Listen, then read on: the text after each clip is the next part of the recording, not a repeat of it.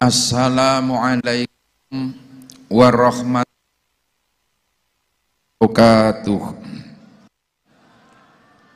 Bismillah, alhamdulillah, alhamdulillahilladzi arsala rasulahu rahmatan lil alamin, wassalatu wassalamu ala asrofil anbiya'i wal mursalin sayyidina wa maulana Muhammadin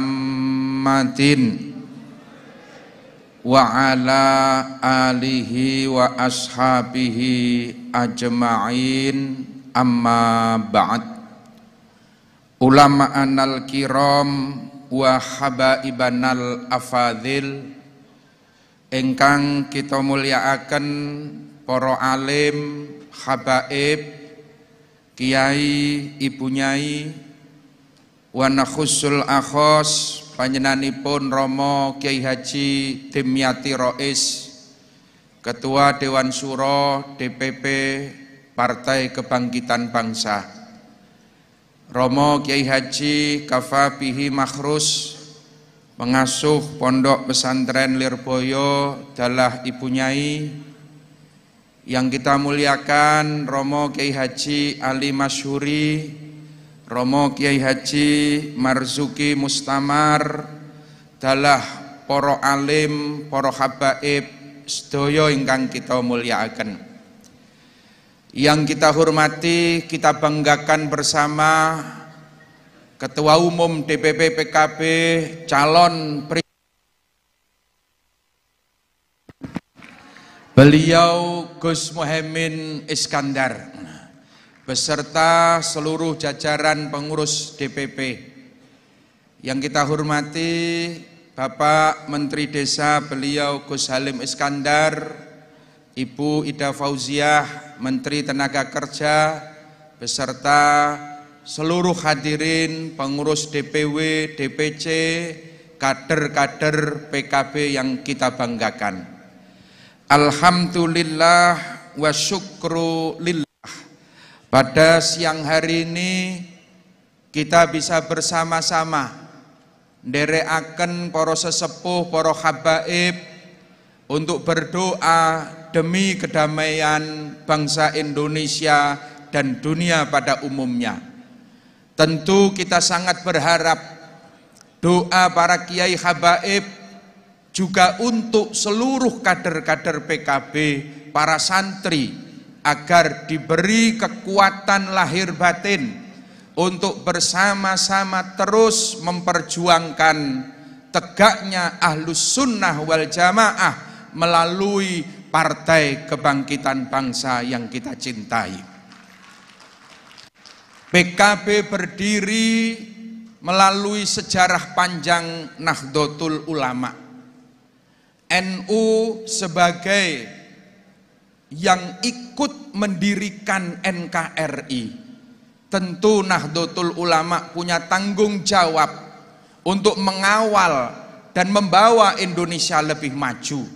Maka NU butuh kekuatan politik praktis, dan itu sudah terwujud ketika tahun 55 NU menjadi partai, muncul sebagai pemenang ketiga.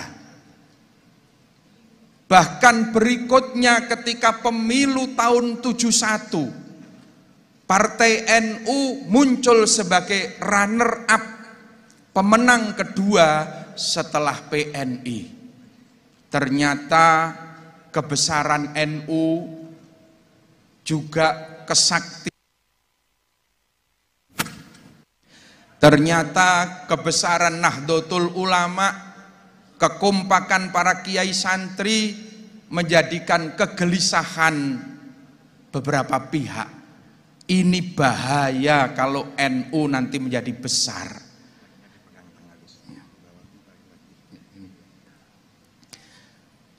Ini bahaya kalau NU kompak. Ini bahaya kalau NU besar.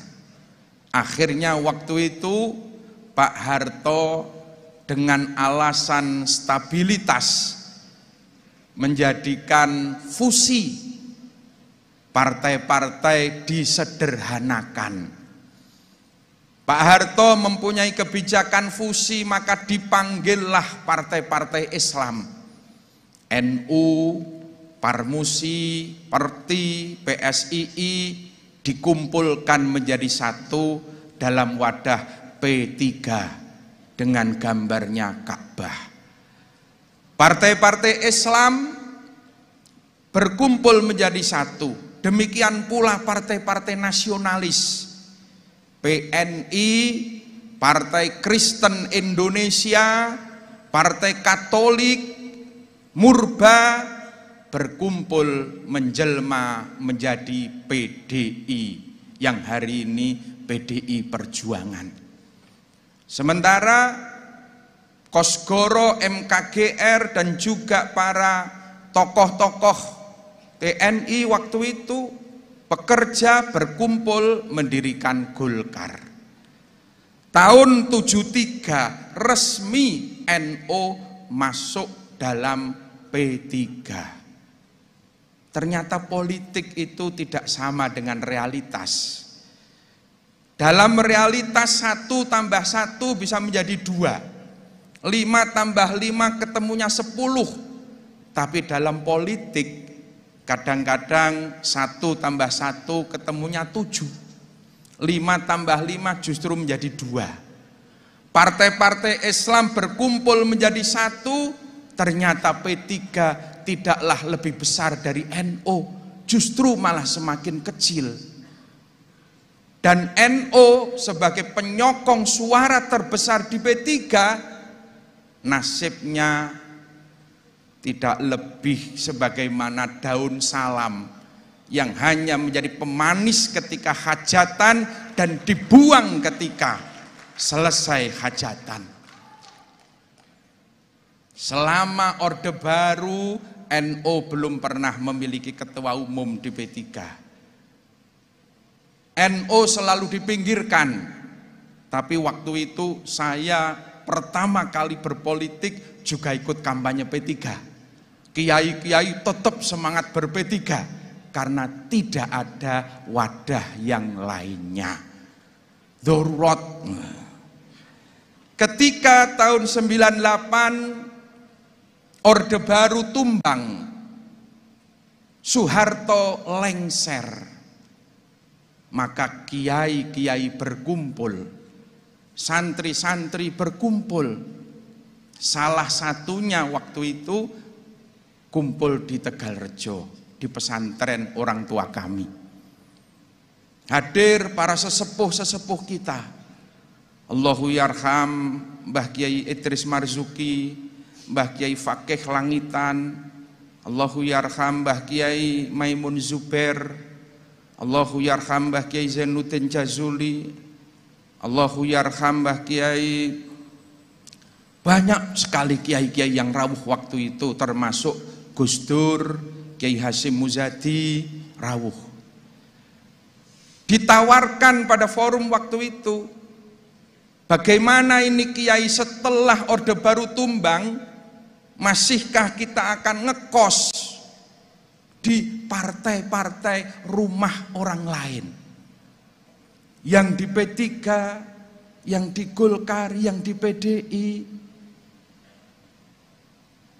Akhirnya waktu itu diputuskan bahwa NU, kiai santri harus punya rumah sendiri. NU dan kiai santri harus memiliki partai politik sendiri. Saya masih ingat waktu itu Gus Mus dawuh, aku khawatir nanti kalau NU punya partai dan kita menang, nanti siapa calon presidennya, siapa menteri-menteri ini. Itu Gus Mus waktu itu ngendika seperti itu. Setelah dari Tegalrejo pertemuan beranjak ke pesantren di Cirebon, di Malang, di Rembang, di beberapa tempat, sampailah ke Kramat Raya. dan difasilitasi resmi oleh PBNU, membentuk tim 9 dan lahirlah PKB, Partai Kebangkitan Bangsa. Partai yang lahir resmi dari rahimnya Nahdlatul Ulama. Ini perlu kita refresh, perlu kita ingatkan sejarah, karena mulai banyak yang lupa dan pura-pura lupa. Bapak Ibu sekalian yang kami hormati, jadi jelas bahwa PKB itu lahir adalah karena desakan politik dari para kiai dan kaum pesantren. Kalau waktu itu P3, Golkar, PDI mampu menampung aspirasinya NU, mampu menjadi jembatan politiknya Nahdlatul Ulama, kita yakin PKB tidak akan lahir. Tapi karena partai-partai waktu itu tidak bisa menghargai Nahdlatul Ulama, lahirlah Partai Kebangkitan Bangsa. Jadi PKB lahir menjadi alat politiknya Nahdlatul Ulama. Maka kemarin ketika Gus Yahya, Ketua Umum PBNU, dawuh bahwa NU tidak akan menjadi alat politiknya PKB, itu benar, leres 100% bahwa NU bukanlah alat politik PKB, tetapi bahwa PKB lah alat politiknya Nahdlatul Ulama. Maka ketika PKB saat itu lahir, menjelma menjadi bayi ajaib, ikut pemilu pertama kali, PKB muncul sebagai partai besar. Bahkan ketika pemilu pertama kali, PKB berhasil mengusung dan menjadikan kader terbaik NU, Ketua Umum PBNU waktu itu Kiai Haji Abdurrahman Wahid, menjadi Presiden keempat Republik Indonesia. Gus Dur menjadi presiden, itu wasilahnya adalah PKB. Selama NU menjadi partai, NU ikut P3, belum pernah ada kader NU yang menjadi presiden. Boro-boro presiden, gubernur, bupati saja belum pernah waktu itu. Karena bupati waktu itu ditentukan dari Loh Mahfud. Pak Harto punya kerso, siapapun harus ikut. Itu PKB berdiri 2 tahun sudah mampu mengusung dan menjadikan Gus Dur menjadi presiden. Hari ini PKB sudah 21 tahun lebih berdiri.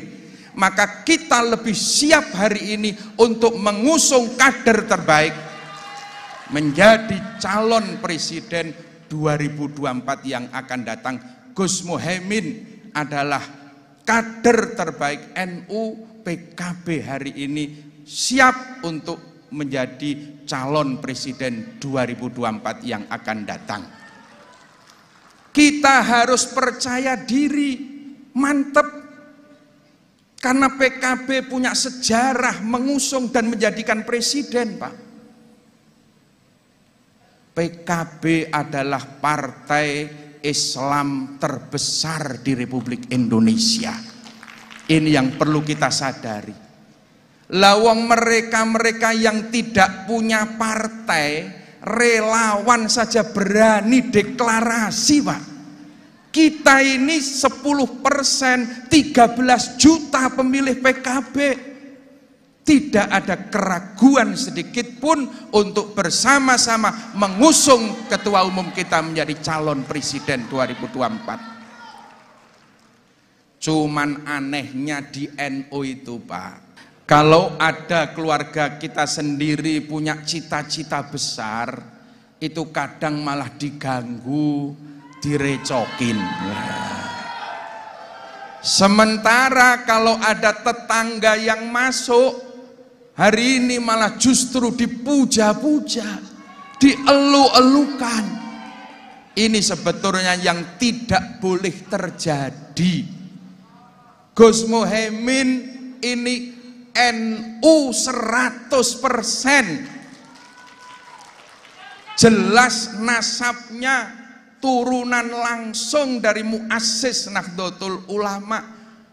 Allahu yarham Mbah Kiai Bisri Samsuri. Beliau juga punya kapasitas, beliau punya kemampuan yang sudah teruji baik di eksekutif maupun legislatif. Dan sekali lagi beliau adalah ketua umum partai Islam terbesar di Republik Indonesia. Maka kita bersama-sama mendampingi beliau.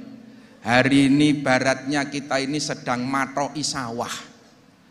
NU itu ibaratnya adalah sawah besar yang subur, yang hijau. Kalau tidak segera kita tandai, tidak segera kita patroi, maka sawah besar hijau itu akan menjadi jarahan, akan menjadi rayahan orang-orang yang tidak bertanggung jawab. Maka mari para kiai, para santri, demi kemaslahatan harkat martabat para kiai dan pesantren, demi marwahnya Nahdlatul Ulama, kita satukan tekad, kita satukan langkah untuk bersama-sama memenangkan PKB 2024 dan menjadikan ketua umum kita sebagai presiden 2024 yang akan datang. Allahumma amin. Para kiai, para habaib sepindah malih dalam mewakili sedaya santri lan kader-kader PKB nyuwun tambah doa, nyuwun restu doa, mugi-mugi sedaya kader-kader PKB wonten daerah-daerah dipun paringi kegiatan lahir batin, dipun paringi keikhlasan, keistiqomahan untuk terus dan terus berjuang ikla'i kalimatillah untuk menjaga kelestarian Nahdlatul Ulama, berjuang melalui Partai Kebangkitan Bangsa. Demikian yang kami haturkan, banyak kekhilafan, kekurangan kami mohon maaf. Akhiru kalam, wassalamualaikum warahmatullahi wabarakatuh.